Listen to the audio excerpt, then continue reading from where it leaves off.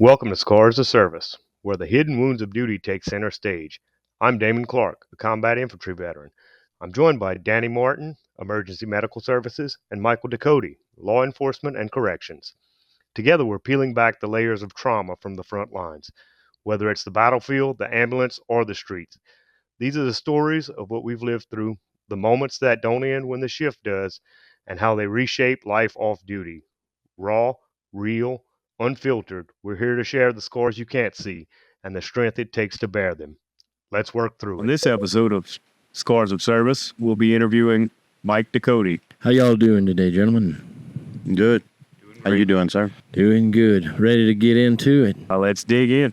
So, my name is Michael Ducote, and I was born and raised here in a little small town. And growing up, you know, I'd seen my uncle go off to war, and I think around in the second grade when I was watching them roll through town and getting ready to head out to where they had to go. And I always knew since then that I wanted to be in some kind of service, whether, you know, local with the people I lived around or on a global level. But I knew I wanted to serve. So years went on, and getting closer to graduating high school, and I wanted to go in the Marine Corps. That was the route I wanted to take. And naturally, you know, when I guess when a young man tells his parents, you know, I want to be a rifleman. I want to go to war. You don't want to learn to do anything else, maybe? No, I just want to go slay bodies. That's it. That's all I wanted to do. And I looked at that as being a service to my country and protecting, you know, doing my part in protecting the people here at home. But my family they were leery about that. And they asked, please, you know, consider something else. So I went to college and got a degree in criminal justice. And while I was going to school, I was working for a couple of local police departments. And that same uncle that had went off to war, he was a trooper, and I looked up to him for that, and I started thinking of maybe going that route. So I started preparing myself, and before I even graduated from college, I had gotten accepted into the State Police Academy. And September 13th, 2004 was day one of our academy. And the academy at that time was 26 weeks long. And it was grueling. It really was. I think I dropped right around 65 pounds in that 6 months. It was amazing. I couldn't believe it. But so we had one class we had was on, I wouldn't venture to say your mental health and wellness, but it kind of touched on some of the things, you know. Pretty much, you know, hey, look, troopers have a high divorce rate, so watch out for that. I remember the guy told us, he said, you know, troopers, the calls we get on you guys drinking and fighting with your spouse at home, and he said, and the ladies, y'all are not exempt. It happens to y'all too, actually. Well, okay, but that was it as far as the mental health stuff. They Checking boxes. just checking boxes. Yep. Yeah, because there's just a thing they had to do to show that they checked that off. Yeah. That's it. And sped through that, and kind of created this attitude of it's us against them. And being, I think I had maybe just turned 21 years old. I mean, I just, you know, I was naive, really naive, and just bought into the whole thing, you know. Which, yeah, I as a trooper, I've had some incidences where it was me against them. But as a whole, you know, and I see that troopers come out of the academy, and you have to have the aggression. You got to have it, but maybe not on every single stop, when you stop grandma down the road, you can kind of chill a little, Police for everything. as a So time. when you say us against them, you talking about y'all against the public? Us against the public. Yeah. Yeah. Yep. Now I remember our head academy instructor. He was a big guy, and he came in the first time he came into what they called the war room to get along with us. I looked at him, which a lot of other ones did too. Oh God, what's that big son of a gun gonna do? And he ran us and ran us and ran us, and he never slowed down, and everybody else was dying, and it was bad. Sure. But that same guy, I remember this. They had the convicts at the state police barracks that would work all around there. And one day they were out and about working, and man, we were just tired, burned out. He stopped. He said, and he pointed at them convicts. You see those pieces of shit? They're watching you. They looking at you. What are you giving them? They gonna get you. And yeah, picked up again, went on. But the a lot of the mental gymnastics they played with us. It in the beginning, it really, I guess, as young as I was, it definitely built that camaraderie with the young ones like me, and having been through everything for 26 weeks. Damon, you talked about that. My family had come the last day to visit and go out and eat, and I'm like, man, I didn't know. I kind of didn't know how to act. Everybody else I'd been with, they're kind of splitting off. It's a type of separation anxiety. Yeah, definitely. So when you say you against them, did you kind of have that feeling with your family too at the end? Was it any? Yeah. And as sad as it is, yeah, I did. But it was in a sense that they don't know what we just went through. That was my next question. Was it a mentality of, you don't know what I just went through? You just here for a celebration when you don't know what it took to get to the celebration? Yep. And thinking all the things that they taught us and talked about, and the examples, the stories, and a lot of those instructors that I had were former Marines.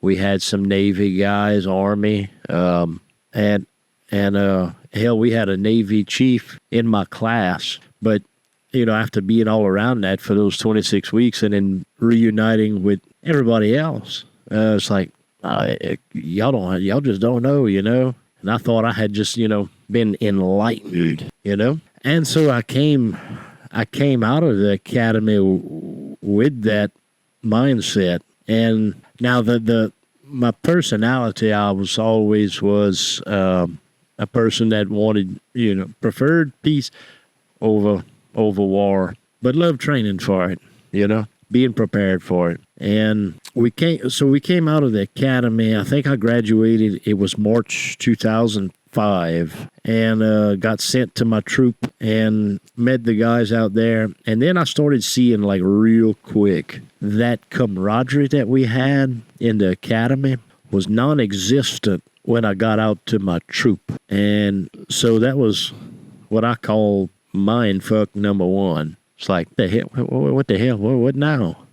I thought it was this way. And I got out there believing it was still that way, and ended up being stabbed in the back, one person at a time. It happened slowly and over time. And I've had some guys after a while call me and say, man, look, I'm sorry. I had kind of jumped on the wagon with the rest of them, There's just a couple of them that did that. They were like, man, I just want to apologize. But the damage is done, So getting out and working, worked the parish around the troop I was assigned to. Then after a few months, I was sent to work the parish that I live in. And that was kind of cool. It was a little more laid back, not having to be around the troop all the time. But the parish I lived in presented a whole different set of issues that I didn't see at that parish by our troop office. out here, this rural parish of Voiles, there was the DWIs were still kicking pretty good. They used to when they'd want to kick up the numbers, they'd send the wolf. They call it the wolf pack. They'd send them down here and kind of rack up on the DWIs. And the one thing I never, it's officer discretion. If it was an adult that knew better, well, I had to do my job, But there were a lot of kids that if I would have arrested them for DWI, it would have ruined their future. So a lot of times what I did was I'd call the parents, and I'd verify. The parents would show up and drive a vehicle home, and sometimes that kid got his issue on the side of the road right there by one of the parents, and I will say a lot of those kids I never saw them again, but I still wonder to this day if they really liked that or not, knowing that I did that.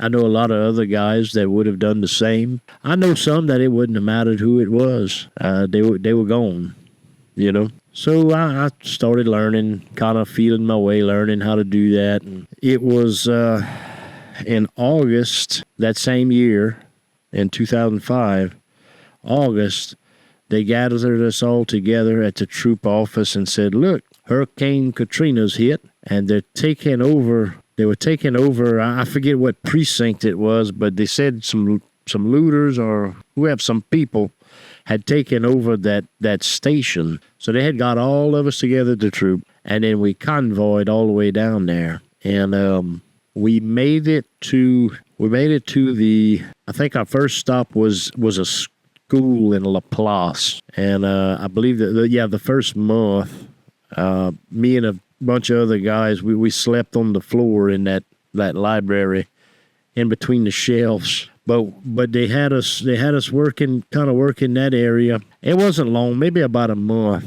And then we went down to Kenner, and they were keeping us like the meetings, but when the shift would start, we'd have the meetings at the church that was next to the state police office in Kenner. And I remember, I think my first detail, we were on the side of the interstate, and that you couldn't go much further past that. And there was probably about 4,000 or 5,000 people on the side of the interstate there. Buses were coming in. They were picking people up, rolling out.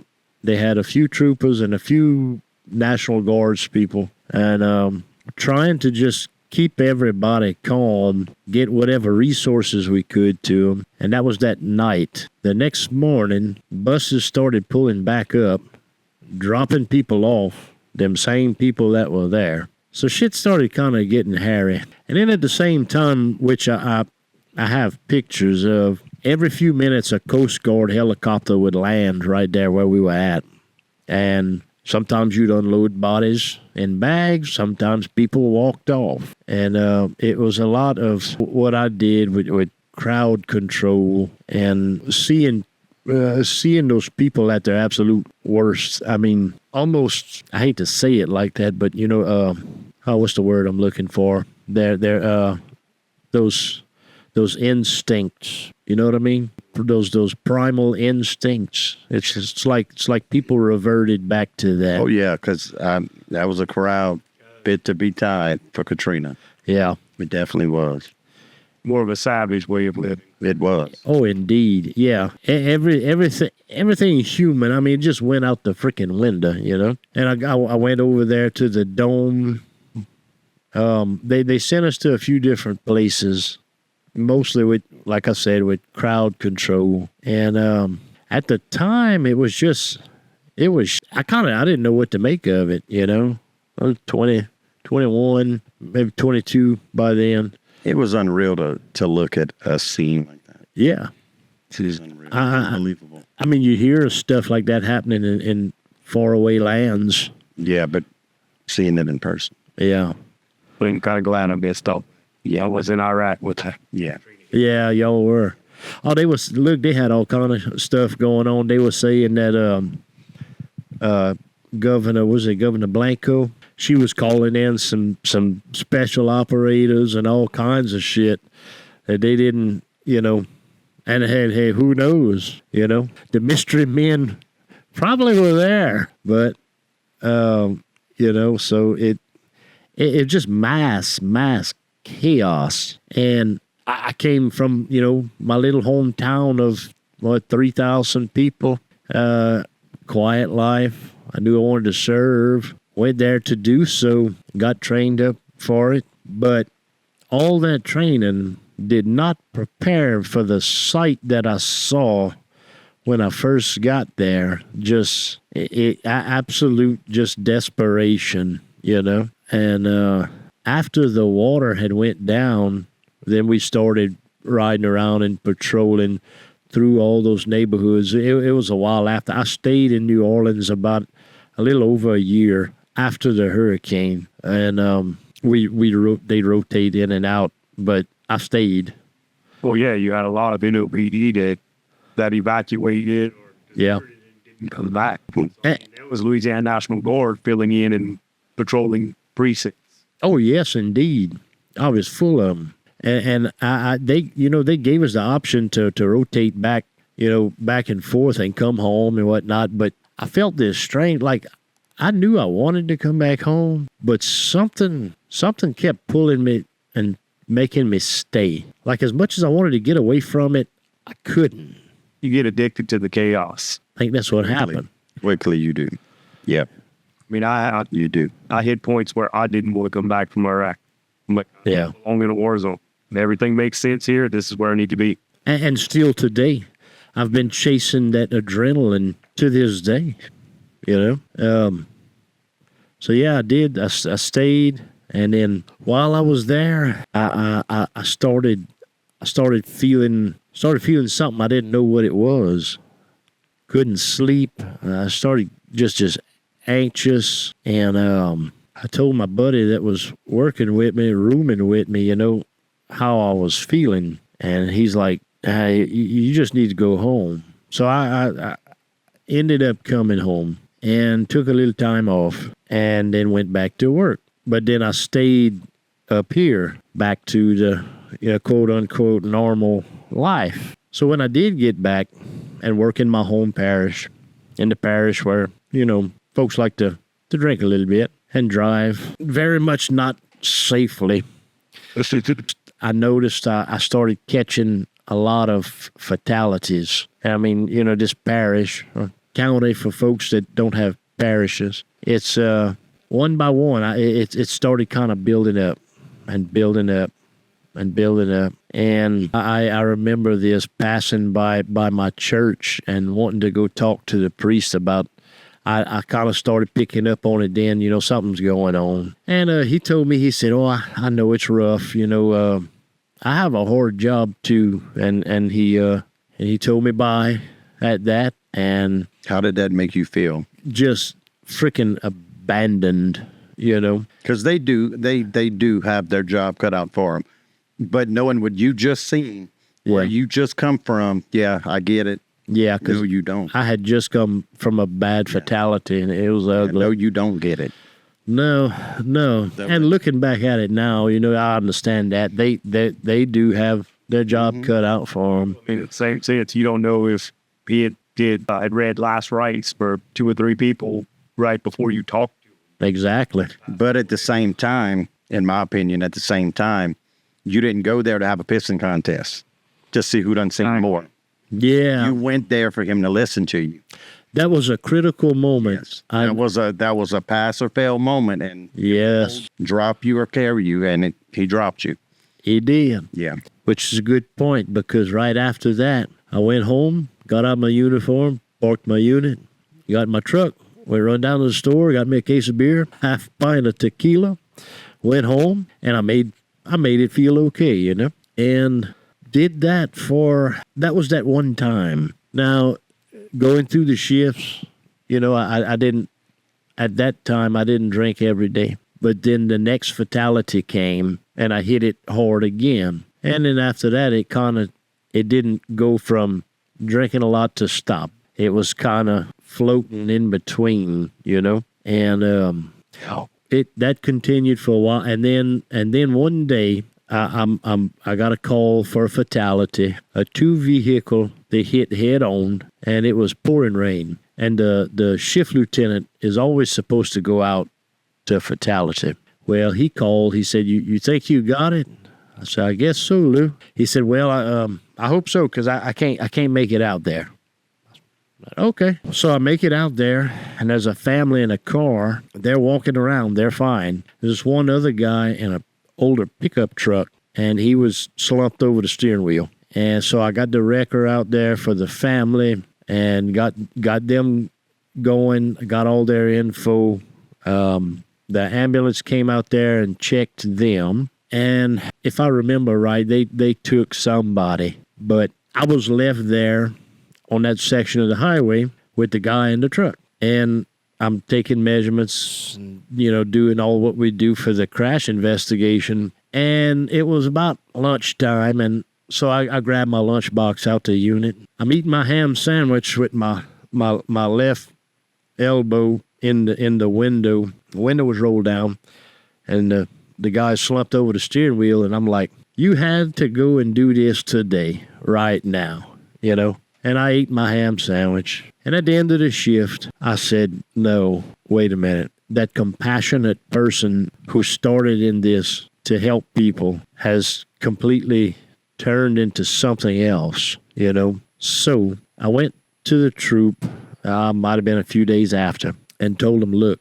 I'm drinking a lot, and I'm feeling such a way, That was to the man right under the captain. Well, he says, "Well, maybe just take you a little time off." I said, "Well, I had tried that earlier, and it's just getting worse, So I lied and told him, "Look, I'm drinking rubbing alcohol at my house. I got a problem." Oh, Just what direction did that go in? when he heard that, he was like, "You're doing what?" I said, "I'm drinking rubbing alcohol at my house. What are we going to do?" And I told him that to get his attention, because up until I said that, he really wasn't paying attention. Because that's usually a sign of What? hardcore alcohol. And I knew that. Doesn't care if they're poisoning themselves. Yeah. Right. That sounds like a little 72-hour hold. Yeah. Well, I didn't know what was going to come of it.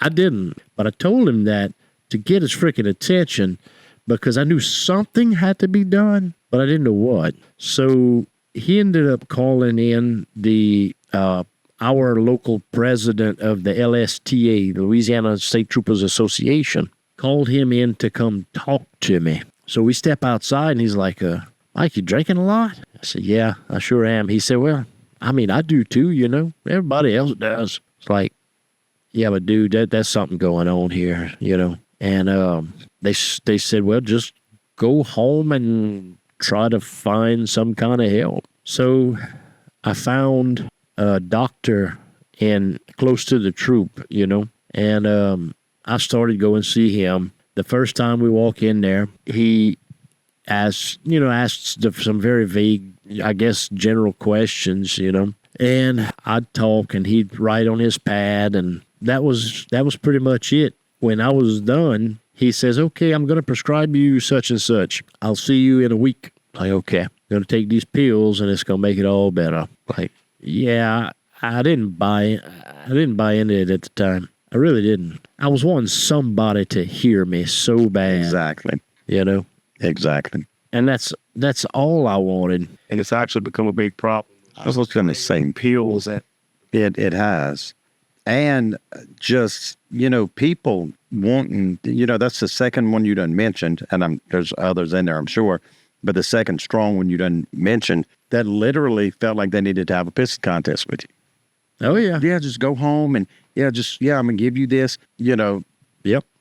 I feel like if I was in your shoes, which I have in many ways, feel like me entering your door was a bother to you, Exactly. And yeah, I bothered you, and yeah, so that just makes you bottle up more and more. Oh, and I can see where if I'd have let it, you start getting into that mentality of maybe it doesn't matter if I'm here or not, Yep. I mean, nobody else seems to give a shit. I'm giving my all in this job, and I was giving it for the people around me. I wanted to do it for them, not to stick out or be some kind of, hey, look at me, or I had none of those intentions getting into this. We're looking for that camaraderie. That camaraderie. Yes, exactly. One of us is down. We got to Yes. down. And the entire time I was out of my training at the troop, those 4.5 years, it was non-existent. Now, I have heard, a lot of guys say, well, it's not like that here or here. I know working with them guys down in New Orleans, it was a different deal. But there was some camaraderie there. But where I was at, no, it was bad. But when y'all would work on the roads, y'all wouldn't work in teams. No. And with Katrina, yeah. Yeah. And with Katrina, it definitely was us against them. Oh yeah. It really was. Yeah. And it was teams. So that could be some of the disconnect where everyone was in their own world, their own path. And you got to look at it too like this. Some were looking for that next promotion. You always got, oh yeah. Oh yeah. Oh yeah. Oh yeah. Yeah. Yeah. It does. Yeah. Mm-hmm. Well, it's funny you say that, because we get into that. So yeah, so I started seeing this doctor and gave me some pills. And while that was going on, I guess the state, to cover theirself, got with a psychologist out of Baton Rouge who I had to go check in with. I think it was like once a month maybe, and he would see how it was going with the other doctor. So I'd go see him and say, how's it going? And I'd straight up lie to him. It's going great, I this and that, and I know what to do. I know how to process all this, and I know what to do now, You were checking the boxes. I was checking the boxes this time, and I told him, I said, and which was true. I said, I'm trying to go back to church like I used to, because through my service, a lot of things kind of faded, and dealing with certain things of the job, But I told him, I said, my faith has been helping me some. And he said, yeah, well, so what do you do next time you have a stressful situation? After you done prayed, and he mocked it. He said, hallelujah, hallelujah. And he mocked me for that. He said, what do you do? I said, well, I guess I'll go to the other doc, and get some more pills, I guess, to help me.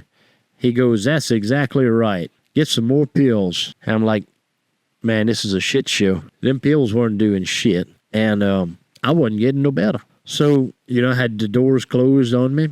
Nobody wanted to listen.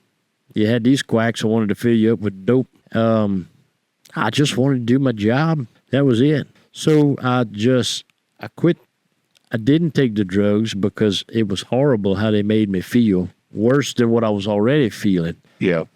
So I just tried to deal with it on my own, And I really didn't seek out any therapy after that, because I felt like I was being lied to. Shy from it. Yes. Oh, yes, indeed. They didn't, because they didn't take an approach to, the state police did not take an approach to, okay, you having trouble. Apparently it's through your service, which later on, I'm talking about some time after, I found out that the other troops there was total of like 400 something troopers that at one time or another after Katrina had went and sought some type of help. Oh, wow. But their officers were helping them. Where I was at, they took the approach that, okay, we have to get rid of this problem. And I was under that stress and down and depressed, and then it started. If I made one mistake that anybody else could have made and were making, if I made a mistake on a report, I checked the wrong box or this or that or whatever, they'd come down. The target was on my back, you know? After a while, you know in the back of your mind that target's on your back and they're gunning for you. After a while, you're gonna make a mistake that they can, get you on, And that was stressful working like that. On top of the stress you already had. On top of the stress I already had from the job.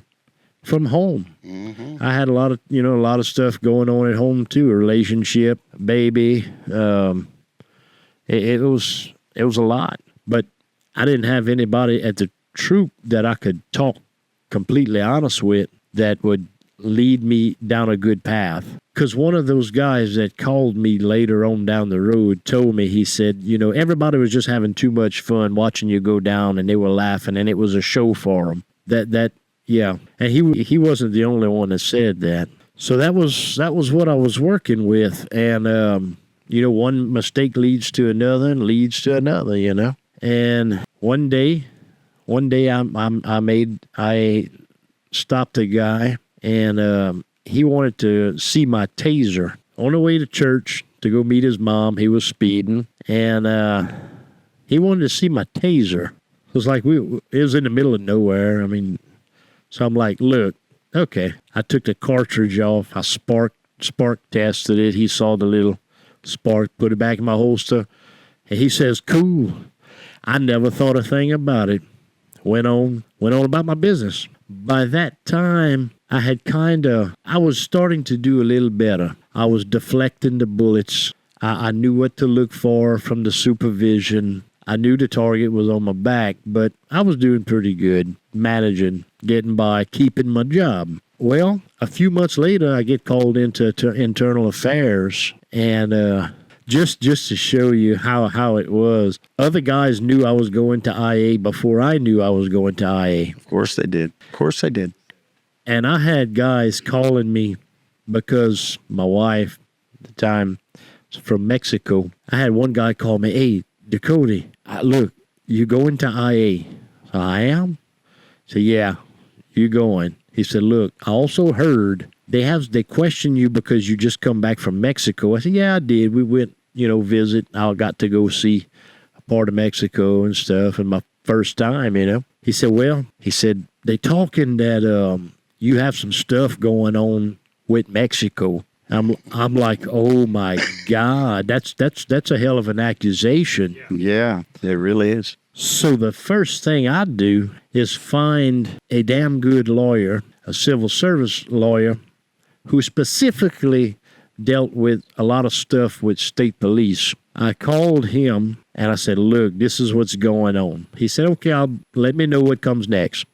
So I get a call saying I have to be at internal affairs at such and such a time. Okay. So I called him and told him. So he shows up. We go to sit down, and the investigators are like, hey, we ain't never had an attorney come to a polygraph before. I was like, oh, this is a polygraph? Okay. So, yeah. So they started going through the questions before they polygraphed me. And I think they got to ask maybe 4 or 5 out of the 30 questions they had for me, But what it was about was that guy that I spark tested my taser and showed him. I had no clue that that's what it was about. I thought nothing of it when I drove off from that stop. I didn't try to hit him with it or anything like that. So, yeah, I had to work, and they didn't put me off on forced leave. I had to work like that, with that on the back of my mind. Trying to go on doing my job with that on the back of my mind. And the way that all took place was sometime after that stop, the guy saw another trooper and outside of work and told him, hey, the trooper Ducote, yeah, I know him. Yeah, he's all right, He stopped me, and I was going to church to meet my mom. He let me go, and yeah, he sparked his taser. I saw it. That was pretty cool. And they're going back, talking about it, it's cool and stuff, Well, immediately when he makes it back to his house, he calls the troop and tells them about it. Then they send it on up to internal affairs and on and on. So the end of November, I go on my shift and they said 10-4, 10-19. So I take off to the troop from my house. Get there, they said, look, you're being terminated. Damn, okay. I had put my heart and soul in this job. Starting out with the local PDs, then I went to college, then went to state police. I went there to New Orleans for Katrina, came back, worked the parish. A lot of fatalities, a lot of different things. All I needed was just somebody just to talk to really talk to, that would really listen. But I didn't have it. And they acted like they did not have the resources. So that night I get to the troop and they tell me you're terminated, and they made me take off my gun belt, give it to them. They put me in a vehicle. We drive to my house, get the rest of the equipment that I had. And they said, okay, we'll see you later. I mean, just like that. That was it. Wow. And then I was left there at the house with a 6-month-old baby and had just lost my career that I had really worked hard for. And like, what now? And it was at a really bad time in the economy too. Mm-hmm. It was really bad. But there was no help offered. And they have the help. They do.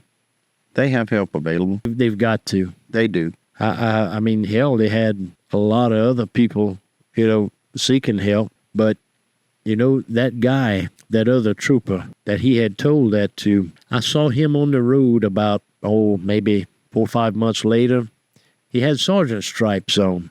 Of course he did. A little while later, he had butter bars on.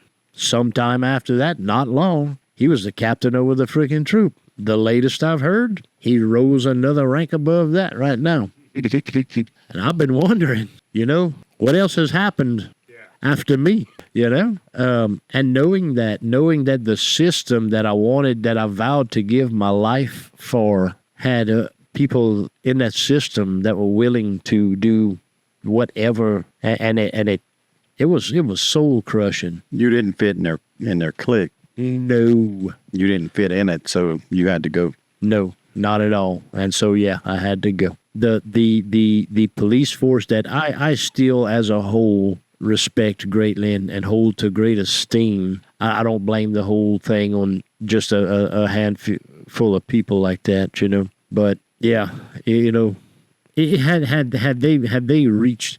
they tried and find real help way back when, all of those other mistakes along the way that I made could have been stopped. Well, simply, if they would have put in as much effort to find you help and get you the help you needed as they did to get strikes against you and make a paper trail to get rid of you, you wouldn't have been in that position. Oh, God.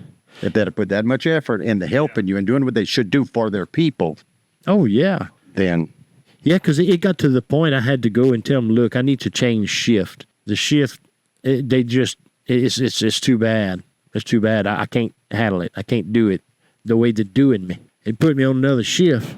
Well, all that would happen was this lieutenant would call the new lieutenant and say, look, he's a POS, Yeah, you just said it didn't fit in their clique. Yeah. And since then, I've heard other people say the same thing about that same office, It's a shame. It really is. They got some good guys, but God bless them. Help them. Don't make a mistake.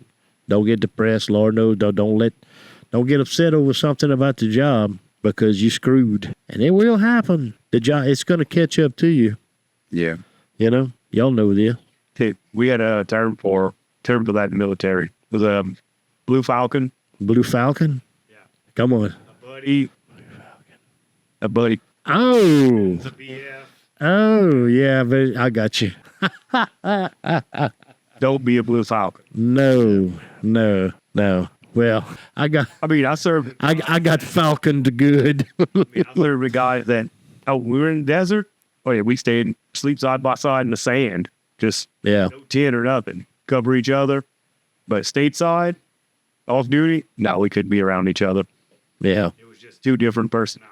Yeah. Right. Our personalities were too different. It's like, okay, when we're doing our job, we're good. Off duty, we have nothing in common. Well, and where I worked at, there was you even had this going on in that office. You had the guys that had rose to power in the office that were from that certain parish. They didn't like the people from this parish. They had that shit going on, and it was strong. It was well alive. It was good and alive. Pretty sure I know what parishes you are because I've had it work in my favor. And from what I hear, it's still that way today. Oh, yeah, it is. Yeah, So, but if I'd have had something like this freaking podcast, or just another guy to reach out and that wouldn't have been afraid, because, I didn't realize that at the time. I do now. People didn't want to get caught up in it, so they stepped back and left me the hell alone. Instead of helping you. So I had to go down. That had a target on them then. They'd have had a target on them. That's right. I had to go down on my own with it. And I finally, through faith and finally finding good counselors to talk to, not psychiatrists passing drugs. No, finally, and after years, I've been able to heal a lot and clear my mind of a lot of the horrific things that I saw doing that job, and the wondering, meeting people and seeing people I knew and grew up around with in, when they lost a loved one on the side of the road, and I had to go and notify them. Thank God for you. Yeah. Notifications and getting run out the house. I had one woman point a shotgun at me. No, it ain't true. All those things I've kind of finally healed from. I'll never forget them. Does any of that ever come back to haunt you? Ever come back to visit you? It's shaped. It has shaped my overall outlook. Kind of like, losing your innocence, I guess. I can try to be as happy as I can try to be, but Sitting there in the background. But it's always there. Yep. You never forget it, and it's just there. It's just there. I still, sometimes, this is the weirdest damn thing. Sometimes I'll dream that there's a trooper pulling up in my front yard with my unit saying, look, they made a mistake. Look, it's time for you to come back to work. I'm talking about, I had this dream maybe about a year ago, and that took place. They ran me off. That was November of 2008, and we in 25. And that last dream I had about a year ago, but it was one that I kept having often and often and often. It just, I had the career I dreamed of, and in an hour's time, it was gone. I thought I still had hope. I still said, through all the target on my back and staying, I said, I always kept the attitude, I'm going to work through this. I'm going to show them. But no, I couldn't see the reality of it. I just loved what I did too much and wanted to hold on to it. Yeah, so my military time, I bounced it around a little bit, but I'll stay in, retire. But the more it went on, what killed me was being back stateside. That's what ended. Yeah. Well, my first year in the Army was in combat. Come out, basically went to combat. Yeah, you know how. And then they're talking about, uniform needs to be pressed and all this. I'm like, this does not matter. And I remember what you were doing in combat, and you weren't leading the troops. You were hiding in the back with field transportation. So yeah, so you don't have the ground to talk to me like this. Yeah. Yeah, so I guess like when I got, like I said it. Okay, this is just going to be one chapter. Yeah. I'm rolling out. Yeah, and like when I got out of the academy, I came work the parish for a few months, and then went to Katrina. Yeah, you were looking for the long term, the long haul in it. Yeah, I was. You were planning for that. I was planning for that. There was nothing in my mind about what if this doesn't last. Exactly. Like, no, I'm a lifer. This is it, So I just, if anybody's listening, try to reach out. It's not us against them on a blanket level. Number one, and I'm sure I'm hoping there's enough people in the uniform that are old enough and mature enough to know, to see it for what it is And get past the petty politics. and get past that. Yes. And most importantly, just find, if it's one person that can relate, that you can talk to. There are people out there you can talk to, and a good counselor that'll listen. It's worth a lot more than what I gave it, credit for at the time. But I got mixed up with psychiatrists, so I didn't know what it was to have a good counselor until years later. So reach out and find, and you don't have to be going through anything per se, but you can just go and talk, and it's good for any and everybody, because you never know that they'll pull stuff out of you, that you didn't know was there. And on the flip side of what you're saying, Mike, if somebody comes to you for it, remember what we said about they're not coming to you for a pissing contest. They're not coming to you to see that you were stronger. Let me tell you what I've been through. They're not coming to you for that. Just remember, if you're the one that they're coming to, that they're not coming to see what can we compare notes, because that's not where they're coming for. They need to talk. And they need, like Mike said numerous times, they need somebody that will listen. They don't need them to judge. They don't expect you to have the answer. They just need you to listen. So remember that. That's it. They need to see. I needed to see that one freaking person cared enough, that I mattered just enough to somebody that they would listen, and don't stop trying to reach out until you do get somebody. That's a hard part too. I mean, the first person you go to just kind of does pissing contest or just kind of blows you off, look to someone else. Don't get discouraged with that. Yeah. Don't. Go through whatever your work offers, whatever a community offers, community counselors, private counselors, church counselors, just... Oh, yeah. Yeah, there's so many options. And I mean, really for like veterans that are in law enforcement, it goes through the roof. Because I mean, you could actually go to a National Guard. Yeah. If you were active duty, go to your local National Guard. Go to your VFW.